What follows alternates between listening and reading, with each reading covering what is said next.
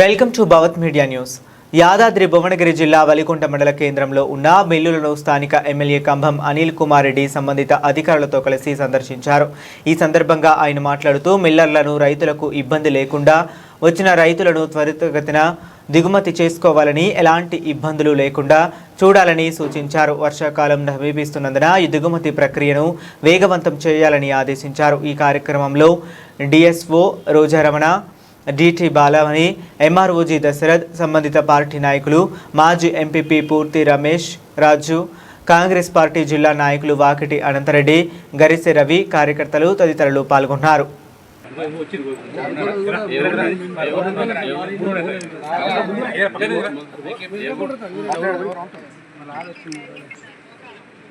ఏంటిదమ్మా problem ఏంది?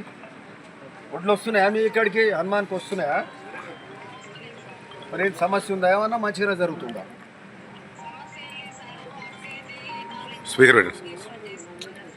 Okay, అదొకటి half KG. ఇంకోటి ధాన్యం వెంబడే దిగుతుందా లేదా? మళ్ళీ గది చెప్పాలి నువ్వు. అసలు 3 రోజులు అవుతున్నాయి ఒక్కొక్కటి.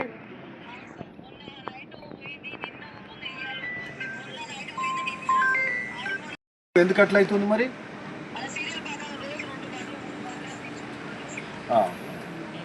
రోజు 2-3 దిగుతున్నాయి. అయితే ఇక్కడికి వచ్చేటి ఏమో ఎక్కువ లారీలు వస్తున్నాయి.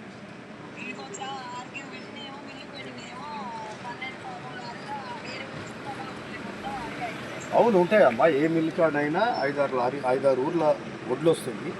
ఇల్లు వచ్చినా ఇప్పుడు మేము నిన్న అనాజ్పురం మిల్లు పోయినాం. ఆడ రోజు 8-10 లారీలు దిగుతున్నాయి. మరి ఇక్కడ మన సత్యనారాయణ ఎక్కడ ఉన్నారు? ఈడ మన తరఫున ఎవరు చూస్తుంటారమ్మా? మీరు బాలమణికి మీరు అంటే ఎన్ని దిగుతున్నాయి లారీలు? రోజు 6 దిగుతున్నాయా? ఇప్పుడు ఎన్ని బస్తాలు దిగినాయి మనకి ఈడ? సరే, 1,20,000 దిగినాయి. సో మనకు మొత్తం మీకు ట్యాగ్ అయిందండి ఎంత? అంటే 100% అంటుంది సార్. మనం 150% ఇస్తాం సార్. 150 అంటే ఎంత అయితే చెప్పండి? 6,500 మెట్రిక్ టన్స్. 6,500 మెట్రిక్ టన్స్ అంటే ఎన్ని బస్తాలు అయితే? టన్నుకు మనకి ఎన్ని? 20. టన్నుకు ఎన్ని బస్తాలు అయితే? టన్నుకు 25 అంటే 6 అంటే 1.5 lakh అవుతుంది. 1.5 lakh, స్లైట్లీ అబౌవ్ 1.5 lakh, 1,60,000 అట్లా అవుతుంది. అయితే మీరు అది మీకు ఇచ్చిన కెపాసిటీ అంటే మీరు 2 లక్షల పైసలకి తీసుకోవచ్చు, 2.5 లక్షల వరకు కూడా తీసుకోవచ్చు. స్థలం ఉన్నది కదా మనకు, అరేంజ్ చేసుకుంటారు. సరే, అది ఓకే. మరి ఇప్పుడు మనకు ఒక్కటి మన దగ్గర ఆలస్యం జరుగుతుంది. ఎందుకు అవుతుంది? ఈ తెలంగాణలో మనము ప్రతి గింజ కొంటాము అనే ప్రభుత్వం ఉన్నదంటే ఓన్లీ తెలంగాణ ప్రభుత్వం. ముఖ్యమంత్రి రేవంత్ రెడ్డి గారి ఆలోచన, Uttam sir civil supplies minister గారు ప్రతి గింజ కొనడానికి ప్రతిరోజు రివ్యూలు పెట్టి ఎక్కడిదక్కడ పనిచేస్తుంది. ఎమ్మెల్యేలు కూడా క్షేత్రస్థాయిలో ఉండాలి, పనిచేయాలి, ఎక్కడిదక్కడ కోఆర్డినేషన్ చేయండి అని చెప్తారు. మనం ఇక్కడ వెనక ముందు చేసి ఇబ్బంది చేసే పాలు చేయొద్దు. ఒడ్డు బండి మనము సాగునీరు కాలువలు దీన్ని చేసుకొని నీళ్ళు వస్తే ఇది ఒడ్డు బండిని మీకు మిల్లులకు పని దొరుకుతుంది, అందరికి దొరుకుతుంది. ఇవే ఒడ్డు బండి అయిపోతే పని దొరుకుతుందా మీకు? ఇన్ని మిల్లులు నడుస్తాయా? ఇది నడవదు, ఎవరిది నడవదు. సో అట్మోస్ట్ కోఆపరేషన్ కావాలి మీ సైడ్ నుంచి.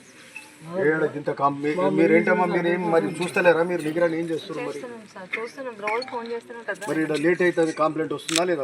ఒక 2 సార్లు వస్తే కూడా ఇంకో మాట్లాడినారు సార్. అట్లా చేయకపోతే ఉంటే నేను చెప్తా కానీ ఫస్ట్ బండి దింపని చెప్తాను సార్. మీరు ఇంకోటి రైతుల బోర్డు చెప్పినాము ఈసారి. సరే, దోమ కాటు వచ్చింది, తెగుళ్ళు వచ్చినాయి, కానీ గట్టి తాలు వచ్చింది ఉంటే సరే నష్టం అవుతుంది మిల్లర్ కంటే కొత్త. సరే, ఆ బిల్ రైతు కూడా ఎందుకు పాస్ అవుతారు? ఏం డ్యామేజ్ అది? Tip damage. Civil supplies minister గారు మరి ప్రతి గింజ కొనటానికి గత 4 పంటల నుంచి సక్సెస్ఫుల్గా పంట కొనుగోలు జరుగుతుంది. సరే, ఈసారి కొంత సమస్య ఉన్నది. ఈ సమస్యకు ప్రధాన కారణం కేంద్రము. మరి ఈరోజు కేంద్ర ప్రభుత్వము గత 2 పంటలు ఖరీఫ్ కానీ రబీ కానీ వడ్లు ఏదైతే మనం కొంటే మనం రైతుల దగ్గర కొని మరి మిల్లులలో పెడితే ఇది ఎఫ్సిఐకి మిల్లింగ్ చేసి ఎఫ్సిఐకి బియ్యం పెట్టాలి. ఆ ఆర్డరు ఇంతవరకు వాళ్ళ గత 2 పంటల నుంచి రాలేదు.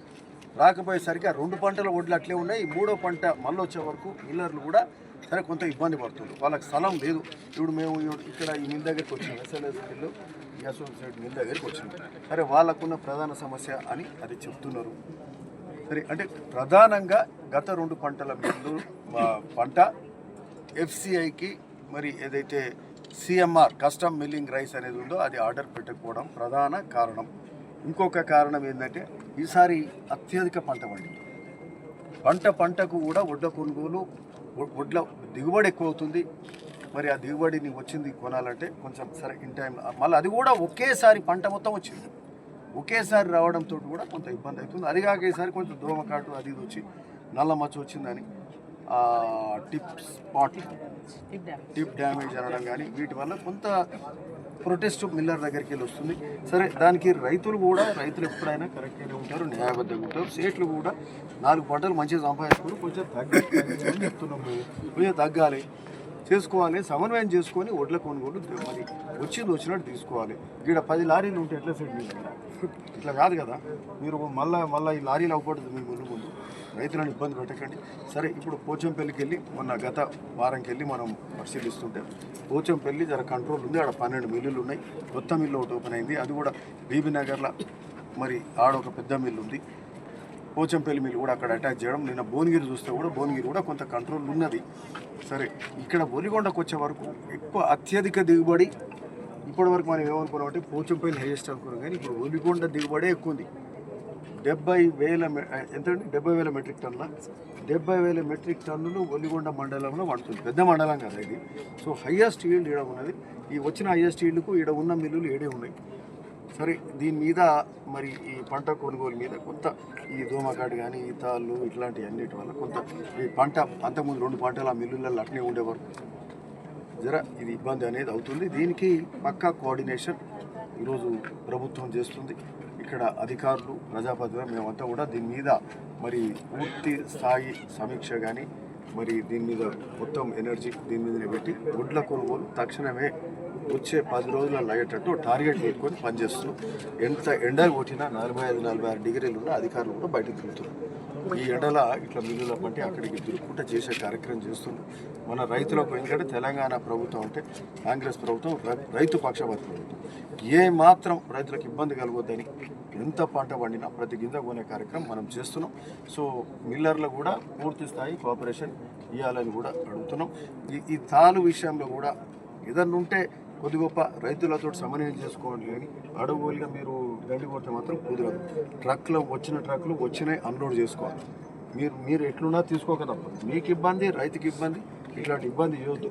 వచ్చే 10 డేస్లో మా వాళ్ళకు కూడా చెప్తున్నాం, అధికారులే కాదు మేము కూడా మా స్థానిక ఉన్న ప్రజాప్రతినిధులు కూడా ఈ రైతుల మధ్య మిల్లర్ల మధ్య సమన్వయం చేసుకోవాలి. ఏ లారీ ఎందుకు ఆగిందో చూసుకోవాలి. ఇది మన బాధ్యత, మన రైతుల సమస్య. దీని మీద సమన్వయం చేయాలి. ఆ లారీ అన్లోడ్. ఏ సమస్య ఉంటే ఆడ లేబర్ లేకపోతే లేబర్ నీడికెళ్ళి తీసుకొస్తాం, ఎట్లా ప్రొవైడ్ చేస్తాం. సో ఆ స్థాయిలో మనం ఒక వార్ ఫుటింగ్లో చేస్తేనే వడ్ల కొనుగోలు ఇన్ టైంలో జరుగుతుంది. ఎందుకంటే జూన్ మొదటి వారం వస్తే వానలు మొదలైనవి అంటే అందరికీ చాలా ఇబ్బంది అవుతుంది. కాబట్టి త్వరగొత్తిన వడ్ల కొనుగోలు కంప్లీట్ చేయాలి అని చెప్పి సందర్భంగా మరి చెప్తూ మరి పూర్తి స్థాయిలో వార్ ఫుటింగ్లో వడ్ల కొనుగోలు చేస్తాం. ఓకే.